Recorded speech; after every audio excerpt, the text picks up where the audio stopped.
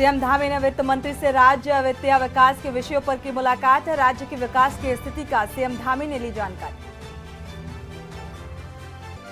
आज से 2 दिन राजधानी में जुटेंगे देश भर के साहित्यकार। 36 सत्रों का होगा आयोजन।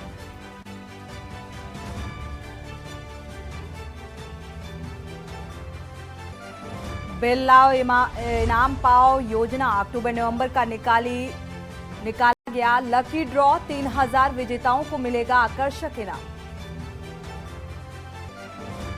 नए साल में 27 लाख उपभोक्ताओं को लगेगा महंगी बिजली का झटका। कई फीसदी हो सकती है बढ़ोतरी।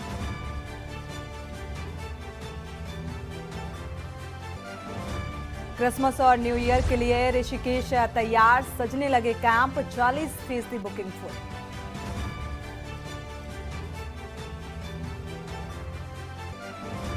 और पहाड़ से लेकर मैदान तक सता रही कड़ाके की ठंड। पाला और शीतलहर बढ़ा रही लोगों की परेशानी। मौसम विभाग ने जारी किया अलर्ट।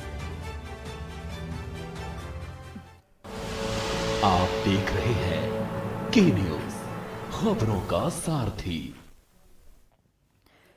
खबर उत्तराखंड के साथ मैं सोनी चौहान। खबरों की शुरुआत अहम खबर के साथ। उत्तराखंड के चर्चित अंकिता भंडारी हत्याकांड के मुख्य आरोपी पुलकित आर्या की जमानत का महिला कांग्रेस अध्यक्ष ने विरोध किया है। महिला कांग्रेस की प्रदेश अध्यक्ष ज्योति रौतेला का कहना है कि उन्हें पूरी उम्मीद है कि कोर्ट आरोपी पुलकित आर्या को जमानत नहीं देगी। यदि पुलकित आर्या को जमानत मिली तो कांग्रेसी इस फैसले का प्रदेश भर में विरोध करेंगे। जरूरत पड़ने पर सुप्रीम कोर्ट का दरवाजा भी खटखटाया जाएगा। और इसके साथ ही 19 दिसंबर को नैनीताल हाईकोर्ट में इसकी सुनवाई के दौरान महिला कांग्रेसी नैनीताल हाईकोर्ट के बाहर इस फैसले के दौरान मौजूद रहेंगी।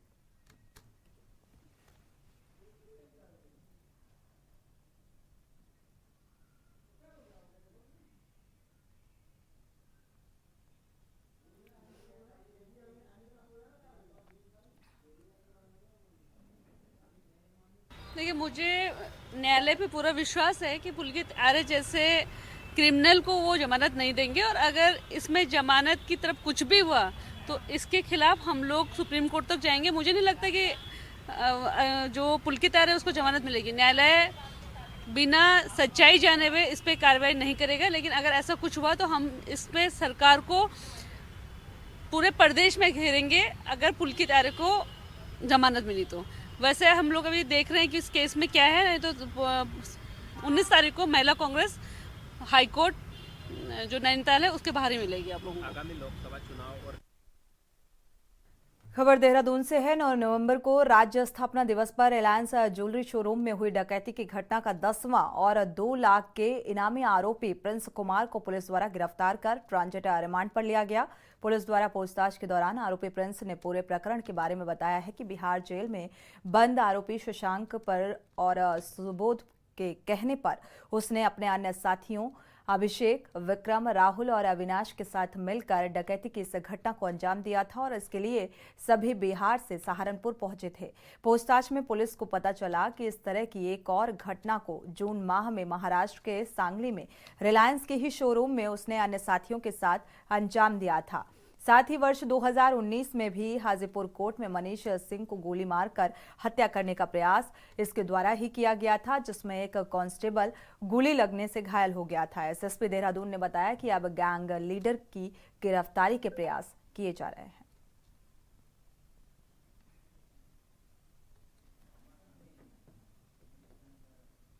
अभी लेके आए टारगेट रिमांड पर। इससे काफी सारी जो पूछताछ में हमें जानकारी मिली है। वैसे जब हार्डकोर क्रिमिनल होते हैं बहुत ज्यादा बताते नहीं है कि अपने तरीकों के बारे में, और कभी कभी इनको ज्यादा पता भी नहीं होता तो देखा जाए 2019 के हाजीपुर वाले मर्डर में भी जो है इसमें जो अभी हमें जानकारी मिली थी इससे साथियों के साथ मिलकर मनीष तेलिया करके था हाजीपुर कोर्ट में गोली मार कर हत्या की गई। और फिर रुक करते हैं अगली खबर का। अगली खबर बागेश्वर से है, जहां आगामी लोकसभा चुनाव को लेकर उत्तराखंड कांग्रेस ने अभी से तैयारियां शुरू कर दी है और 5 सीटों में संगठन को मजबूत करने और कार्यकर्ताओं को एकजुट करने के लिए प्रदेश अध्यक्ष करण माहारा उत्तराखंड भ्रमण कार्यक्रम पर निकले हैं।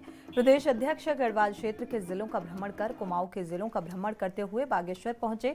बागेश्वर के स्थानीय होटल में जिले के कार्यकर्ताओं को एकजुट होने के लिए अपील की और मीडिया से बातचीत करते हुए करण माहारा का कहना है कि 2019 में आम आदमी पार्टी ने उत्तराखंड में चुनाव लड़कर कांग्रेस को डेंट दिया था और इस बार 5 लोकसभा सीटों में बीजेपी और कांग्रेस की सीधी टक्कर है। उत्तराखंड की लोकसभा सीटों से चुनाव लड़ने के लिए पूर्व और नए प्रत्याशियों के सर्वे किए जा रहे हैं। 2024 के लोकसभा चुनाव में उत्तराखंड से अच्छे और जिताऊ उम्मीदवारों को ही कांग्रेस पार्टी टिकट थमाएगी।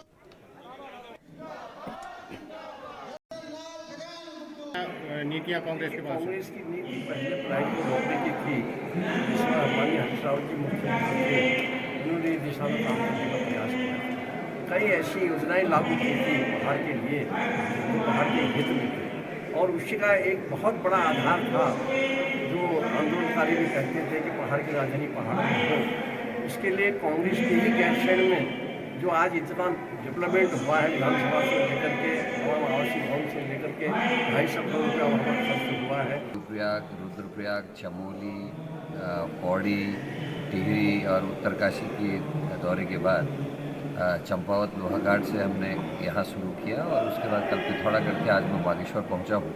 हम कांग्रेस के कार्यकर्ताओं को आगे आने वाले लोकसभा चुनाव, निकाय चुनाव, पंचायत चुनाव और उसके बाद 2027 की तैयारी के रूप में आप इसको देखिए। जो मंडलों की नियुक्ति की गई है उनके कागजात भी मांगे जा रहे हैं, कितनी प्रोग्रेस है उसके बारे में भी चर्चा हो रही है। खबर पौड़ी से है, जहां विधायक राजकुमार पौड़ी ने मुख्यालय पौड़ी की एजेंसी चौक के समीप स्थित शहीद स्मारक स्थल में आयोजित कार्यक्रम में बतौर मुख्य अतिथि शिरकत कर भारत पाक युद्ध के वीर शहीदों को याद किया और इस मौके पर 16 दिसंबर 1971 भारत पाक युद्ध में देश के वीर सैनिकों के अदम्य साहस को नमन करते हुए स्थानीय विधायक राजकुमार पौड़ी ने देश के सभी वीर शहीदों को पुष्प चक्र अर्पित कर श्रद्धांजलि अर्पित की और इस मौके पर कई दिग्गज नेता, अधिकारी सहित उपस्थित पूर्व सैनिकों और शहीदों के परिजन मौजूद रहे।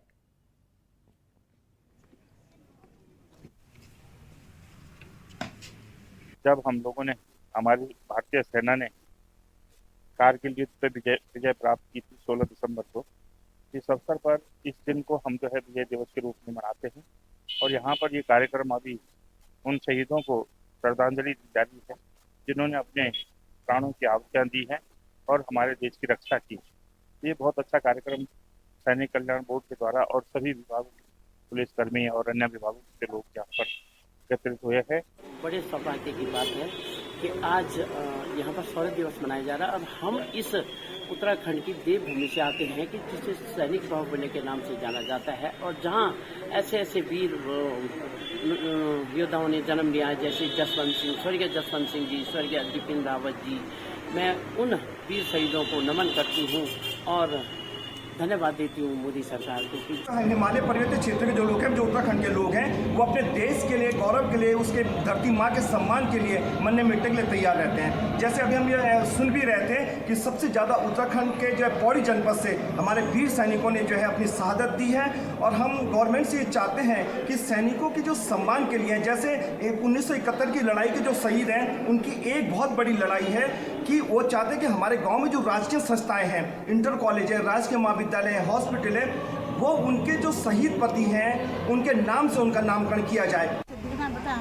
बहुत अच्छे ढंग से हमारा स्वागत हो, हमने गर्व होंगे कि आज का मुना का दुनिया से कोई एक बहन हो तो कहते हैं मतलब तो दवा बीमारी कई चीज़ है ना, और हमने इन गर्व होंगे कि मन तो सब उनसे और हमारे आदमी अमर छन। अब उनका पिछले हमारी जब इज्जत होंगी 10 भाई बहनों के समझ मतलब हमने मान और सम्मान मिलू, हमने बड़ो गर्व होंगे। रुक करते हैं अगली खबर का। खानपुर क्षेत्र के लंढौरा के कक्षा 12 के छात्र ने क्लैट परीक्षा में राष्ट्रीय स्तर पर 26वीं और ओबीसी वर्ग में 5वीं रैंक प्राप्त की है।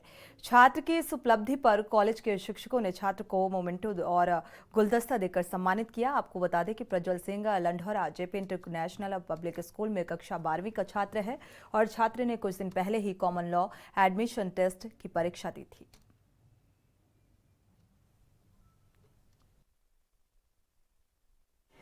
स्कूल के छात्र प्रज्वल सिंह ने कॉमन लॉ एडमिशन टेस्ट जो लॉ के लिए होता है उसमें इसकी ऑल इंडिया रैंक 26 आई है और ओबीसी रैंक 5th आई है। इसके लिए हम इसको बधाई देते हैं और इसको हम लोग शुभकामनाएं देते हैं कि और इसके साथ साथ एक और सूचना देता हूँ, इसको NLU बेंगलोर इसको अलॉट हो गया है। हम लोग इसके आगे शुभकामनाएं देते हैं इसको अगले जीवन के लिए और पढ़ाई के लिए। इसमें पढ़ाई में जो हम लोग स्कूल की तरफ से और माँ बाप ने जो इसको सहयोग दिया, मैं सबको बधाई दूंगा। सब बधाई के पात्र हैं, स्कूल के टीचर्स, मैनेजमेंट और साथ साथ स्कूल के प्रिंसिपल। धन्यवाद। प्रिपरेशन में बहुत सहयोग रहा, उन्होंने मेरी पढ़ाई में और मुझे बहुत फ्रीडम और कोऑपरेशन के साथ मेरी हेल्प करी। एंड स्कूल में द प्रिंसिपल, द टीचर्स, उन सबको they've been very cooperative with my preparation. And as for coaching, I joined the legalist coaching in like April 2022. I had already decided कि मुझे 11वीं में मतलब क्लैट की तैयारी करनी है, और फिर मैंने हर दिन कम से कम 4-5 घंटे की तैयारी रखी। मुझे इतनी मेहनत नहीं करनी पड़ी क्योंकि I didn't decide in the end 6 महीने पहले कि मुझे क्लैट में बहुत मेहनत करनी है, but I had it in my mind from the start, और फिर जो होना था वो हो गया। बढ़ते आगे खबर कालाढूंगी से है, जहां विजय दिवस के अवसर पर 1971 की जंग में शहीद होने वाले जवानों को श्रद्धांजलि अर्पित की गई। रामलीला मैदान में पूर्व सैनिक उत्थान संगठन द्वारा शहादत देने वाले जवानों को श्रद्धांजलि देने के कार्यक्रम आयोजित किए गए और कार्यक्रम का शुभारंभ पूर्व मुख्यमंत्री त्रिवेंद्र सिंह रावत द्वारा दीप प्रज्वलित कर किया गया। जवानों को याद करते हुए पूर्व मुख्यमंत्री त्रिवेंद्र सिंह रावत ने पूर्व सैनिकों द्वारा शहीद जवानों को पुष्प अर्पित किए। वहीं पूर्व मुख्यमंत्री त्रिवेंद्र सिंह रावत द्वारा शहीद जवानों के परिजनों को सम्मानित किया गया। साथ ही स्कूली बच्चों के द्वारा सांस्कृतिक कार्यक्रम भी पेश किए गए।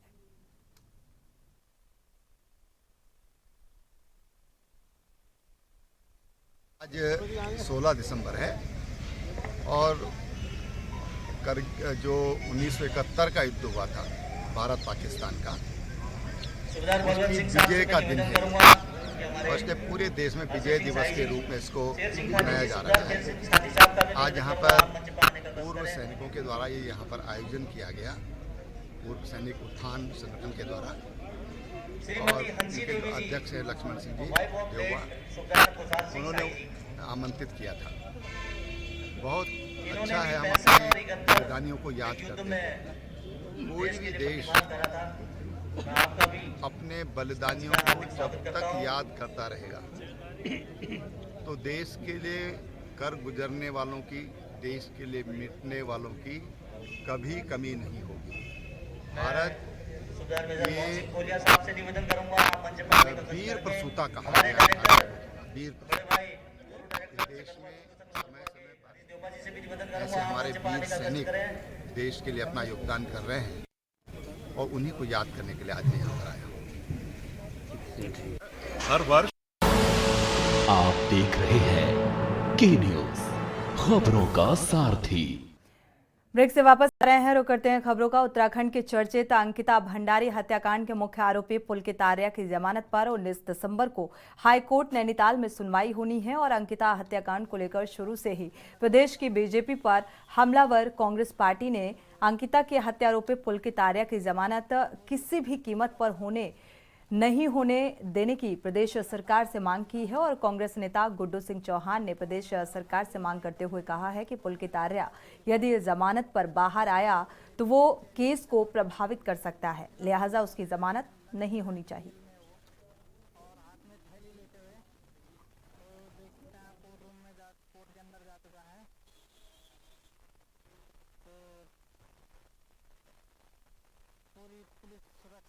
अंकिता हत्याकांड को लेकर राज्य की सरकार पहले से ही जो है बहुत ज्यादा उपेक्षा कर रही है। अंकिता के परिवार की उपेक्षा कर रही है, तमाम लोग जो आंदोलन कर रहे थे उनकी उपेक्षा कर रही है। और आज जिस तरह से मैं सुन रहा हूँ कि अंकिता के हत्यारों की बेल हो रही है, तो राज्य की सरकार को बहुत मजबूती के साथ 19 तारीख को उसकी पैरवी करनी चाहिए और उनकी बेल किसी भी तरह से खारिज करनी चाहिए। अगर इस कोर्ट में नहीं, जो हाई कोर्ट जाए, सुप्रीम कोर्ट जाए, लेकिन राज्य की सरकार के मन में पैरवी। बढ़ते आगे, उत्तराखंड में अगले साल होने वाले लोकसभा चुनाव के लिए समय अब बेहद कम बचा है और ऐसे में तमाम राजनीतिक दलों ने इस दंगल को फतेह करने के लिए तैयारी भी तेज कर दी है। इन्हीं तैयारियों के बीच धामी सरकार ने पार्टी के वरिष्ठ 11 नेताओं को दायित्व बांटे हैं और इससे पहले सरकार ने 27 सितंबर को 10 वरिष्ठ नेताओं को दायित्व बांटे थे। माना यह जा रहा है कि चुनाव से पहले सरकार जल्द ही दायित्वधारियों की और सूची भी जारी कर सकती है और पिछले काफी समय से पार्टी के नेता दायित्व बंटवारे का इंतजार भी कर रहे थे। हालांकि दायित्व बंटवारे के बाद कांग्रेस ने सरकार से सवाल किया है कि कैबिनेट का विस्तार कब किया जाएगा।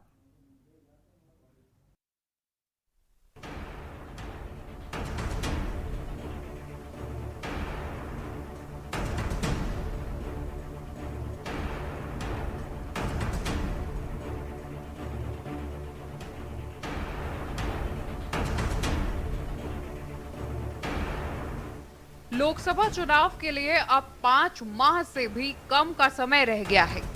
तमाम राजनीतिक दलों की तैयारियां तेज हो गई हैं। उत्तराखंड की 5 लोकसभा सीटों पर इस समय भाजपा का कब्जा है। भाजपा को पूरी उम्मीद है कि 2024 में भी जनता भाजपा की जीत की हैट्रिक लगाएगी।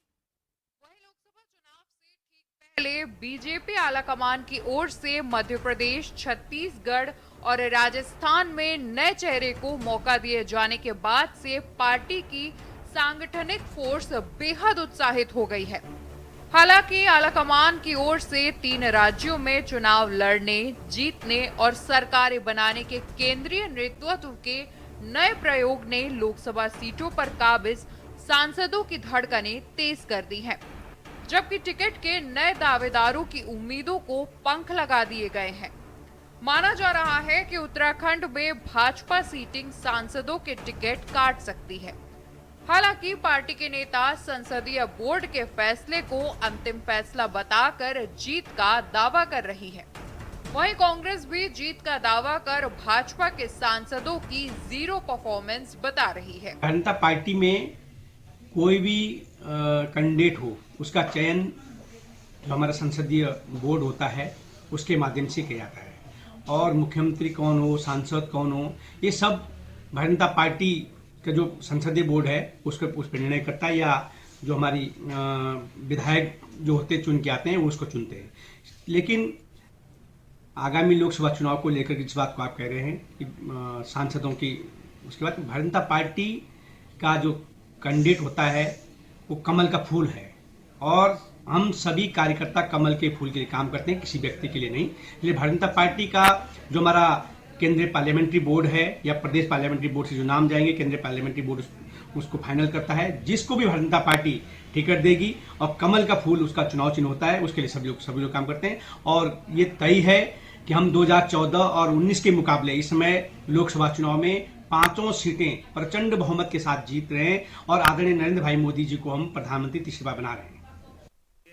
भारतीय जनता पार्टी अपने सांसदों का रिपोर्ट कार्ड तैयार कर ले, उससे कोई फर्क पड़ने वाला नहीं है, क्योंकि इन्होंने पिछले 5 साल के अंदर राज्य के किसी भी मुद्दे को केंद्र के अंदर नहीं उठाया, और जो अपेक्षाएं राज्य की जनता ने, क्षेत्र की जनता ने इनसे की थी वो उन पर खरे नहीं उतरे। तो मैं समझता हूं इनका रिपोर्ट कार्ड बनाना ना बनाना वो बिल्कुल बेकार है, क्योंकि जनता ने मन बना लिया है कि जब चुनाव होगा तो प्रदेश का और देश का विकास सिर्फ कांग्रेस ही कर सकती है। कांग्रेस की पूरी तैयारी है चुनाव को लेकर, पूरी मजबूती के साथ हम चुनाव लड़ेंगे। निश्चित तौर पर चुनाव में 5 सीटें कांग्रेस की झोली में जाएंगी। इसके लिए हमारे कांग्रेस के कार्यकर्ता वार्ड स्तर पर जा रहे हैं। हमारे माननीय प्रदेश अध्यक्ष जी पूरे कुमाऊं मंडल और गढ़वाल मंडल के विभिन्न क्षेत्रों का दौरा कर रहे हैं, और एक अपार जन समर्थन कांग्रेस को मिल रहा है। तो ये उससे आस जगती है कि जो निराशा जनता के बीच में, जो जुमले भारतीय जनता पार्टी ने चुनाव में आने से पहले छोड़े थे, वो जुमलों का कुछ नहीं हुआ। आपको बता दें कि राज्य की 5 लोकसभा सीटों पर बीजेपी का कब्जा है, जिसके तहत अल्मोड़ा से अजय टमटा, टिहरी गढ़वाल से माला राज्य लक्ष्मी शाह, हरिद्वार से डॉक्टर रमेश पोखरियाल निशंक, नैनीताल उधम सिंह नगर लोकसभा सीट से अजय भट्ट, जबकि पौड़ी गढ़वाल से तीरथ सिंह रावत मौजूदा सांसद हैं।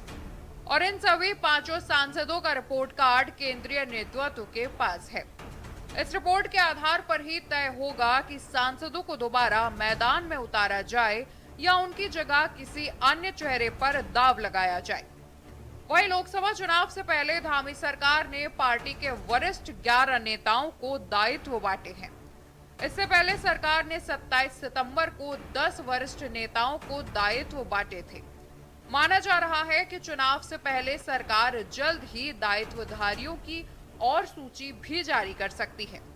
हालांकि दायित्व बंटवारे के बाद कांग्रेस ने सरकार से सवाल किया है कि कैबिनेट का विस्तार कब किया जाएगा। देखिए, 1.5 साल हो गए हैं प्रचंड बहुमत की दूसरी पारी को, उसके बाद भी जो है मंत्रिमंडल के 4 पद ये प्रचंड बहुमत की सरकार नहीं भर पा रही है, जिससे जो है विभागों के कामकाज में, सरकार के कामकाज में दिक्कत आ रही है। दूर दराज से लोग बड़ी आस में राजधानी में आते हैं, सरकार के दरवाजे पे आते हैं कि उनकी जो है समस्याओं का समाधान होगा। लेकिन अगर जो है आप मंत्रिमंडल के पद ही नहीं भर पाएंगे तो उससे विभागों का काम सुचारू रूप से कैसे चलेगा। मुख्यमंत्री एकला चलो की राह पे हैं, उनके पास विभागों का अंबार है और मंत्रियों का सहयोग उनको मिल ही नहीं पा रहा। अगर 4 हैंड और होते तो प्रदेश की जनता उन 4 दरवाजों पे जाती अपनी समस्याओं को लेके, उनकी समस्याओं का समाधान होता और प्रदेश का विकास जो है तीव्र गति से होता। उसके बाद भी आप देख लीजिए सरकार में गुटबाजी इस तरीके से हावी है कि सहमति नहीं बन पा रही, जिस कारण जो है मंत्रिमंडल का विस्तार नहीं हो पा रहा है, क्योंकि पूर्व मुख्यमंत्री और वर्तमान मुख्यमंत्रियों के सुर एक हो ही नहीं रहे। तो कैसे जो है आप समझ रहे हैं कि इस सरकार में जो है जनता की समस्याओं का समाधान होगा या प्रदेश में विकास होगा, इसकी तो उम्मीद ही लोगों ने छोड़ दी। यही विडम्बना है इस प्रदेश का, इस सरकार की भी, कि जहाँ कैबिनेट मिनिस्टर होने चाहिए और मुझे लगता है कि 4 कैबिनेट मिनिस्टर की सीट वैकेंट है और अभी तक आप कैबिनेट मिनिस्टर नहीं बना पाए। काम इतना बोझ है मंत्रियों पर, काम का बोझ इतना है कि वो मंत्री लोग, मुझे लगता है साइंस जो चिड़िया बिठाना कहते हैं वही कर पाते होंगे, वो निरीक्षण तो कर ही नहीं पाते। मुख्यमंत्री के पास इतने विभाग हैं और मंत्रियों के पास बहुत सारे विभाग हैं, तो इसको जल्दी से जल्दी उनको कैबिनेट विस्तार करके और ये 4 जो सीटें खाली हैं उनको भरना चाहिए था। अब आप राज्य मंत्री और कैबिनेट मंत्री का दर्जा धारी बना रहे हैं, ये फिजूल खर्ची है। मैं मानता हूँ कि इस प्रदेश में, जो प्रदेश अभी नया प्रदेश भी है और बहुत गरीब प्रदेश भी है, वहाँ पर इसकी आवश्यकता ही नहीं। आपके पास जब 4 मंत्रियों की जगह है तो आप अतिरिक्त ये जो दायित्वधारी हैं इनका क्या काम है? आज तक इनकी क्रिएटिविटी क्या रही है, क्या काम हुए हैं दायित्वधारियों ने, क्या काम किए हैं? मैं समझता हूँ कि आज तक इनके द्वारा कोई काम नहीं किया जाता है। आप कैबिनेट मिनिस्टर बनाइए और जो मंत्रिमंडल पूरा कीजिए और उसके द्वारा काम लीजिए। ये फिजूल खर्ची मैं समझता हूँ कि नहीं होनी चाहिए, ऐसा मैं मानता हूँ। कुल मिलाकर लोकसभा चुनाव के लिए अब 5 माह से भी कम का समय रह गया है। ऐसे में तमाम राजनीतिक दलों की तैयारियां तेज हो गई हैं। हालांकि भाजपा अपने विरोधी दलों से चुनावी तैयारियों के लिहाज से काफी आगे निकल गई है। वहीं भाजपा तमाम सांसदों के रिपोर्ट कार्ड के आधार पर आगे का निर्णय लेगी। साथ ही माना जा रहा है कि लोकसभा चुनाव में भाजपा नए चेहरों पर दांव खेल सकती है। वहीं कांग्रेस भी लोकसभा चुनाव के लिए पूरी तैयारी का दावा कर रही है। कांग्रेस समेत तमाम दल एकजुटता के साथ चुनाव लड़ने और तमाम मुद्दों के सहारे भाजपा को सबक सिखाने की बात कह रहे हैं। देखना होगा 2024 के लोकसभा चुनाव का क्या परिणाम सामने आता है। Uttarakhand desk report. 24 के दंगल को लेकर तैयारियां सभी राजनीतिक पार्टियों की तेज हैं। इसी के साथ खबर उत्तराखंड में। आप देख रहे हैं के न्यूज़, खबरों का सारथी।